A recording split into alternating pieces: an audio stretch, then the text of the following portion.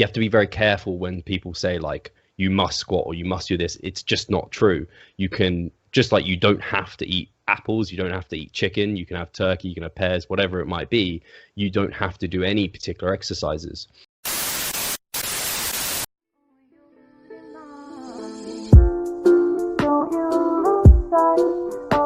What do you think are the best exercises for hypertrophy?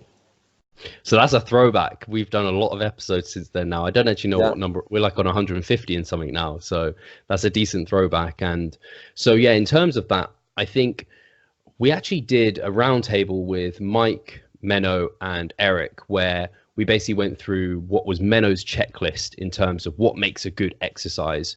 Because I think a lot of people hear kind of, oh, what are the best exercises for hypertrophy? And they think like squat, bench, deadlift, or something along those lines. They're like, these are must do's.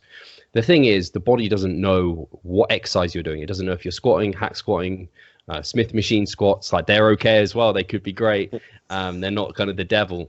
So the body doesn't know. It only knows the tension that it's receiving through the range and the muscle fibers that it has to use. It's very similar to when we talk about flexible dieting and people are on board with that. They're like, okay, yeah, the body doesn't know if you're eating an apple, a pear, an orange. It just knows it's getting a certain amount of carbohydrates and a certain number of micronutrients. And so we can be quite flexible with our diet, that means, which is cool. And the same goes for training. You can pick, like I said, a hack squat, Smith machine squat. You can make them very, very similar in some ways so that we're getting the same sort of mechanical tension, the same sort of hypertrophic stimulus towards the body. So I think you have to be very careful when people say like, you must squat or you must do this. It's just not true. You can, just like you don't have to eat apples, you don't have to eat chicken, you can have turkey, you can have pears, whatever it might be. You don't have to do any particular exercises. So I think the key 4 exercises are obviously adherence. So that's a big one. You have to enjoy it. You have to like that exercise. If it's awful for you and you hate it, then there's just no point. Another big one is that compound lifts generally are going to be what you want to go for initially, at least.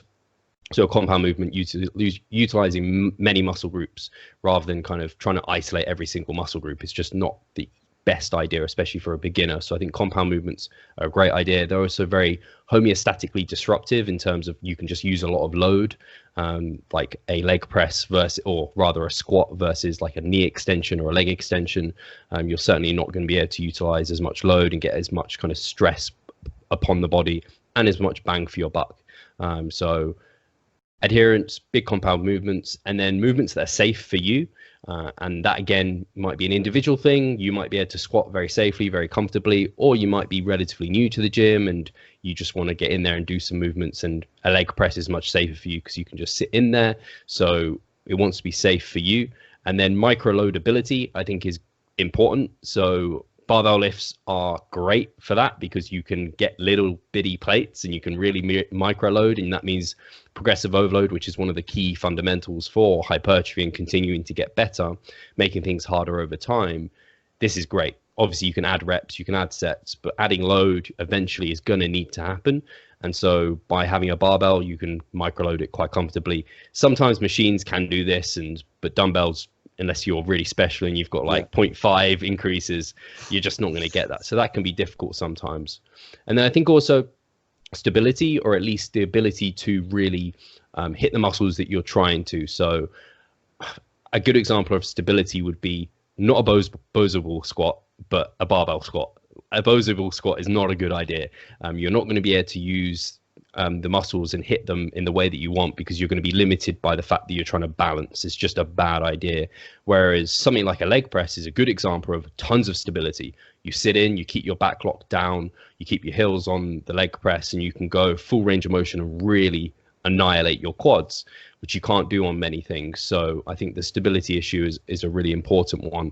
And then kind of having a good full range of motion. So I think that needs to be incorporated within as well. We've got tons of research showing that kind of full range of motion is typically the way we want to go. Full stretch, full squeeze, essentially, where we're taking the muscle through the full range. That means something like a rack pull probably isn't the best solution for building kind of full body hypertrophy versus a deadlift, because the deadlift just has a way bigger range of motion.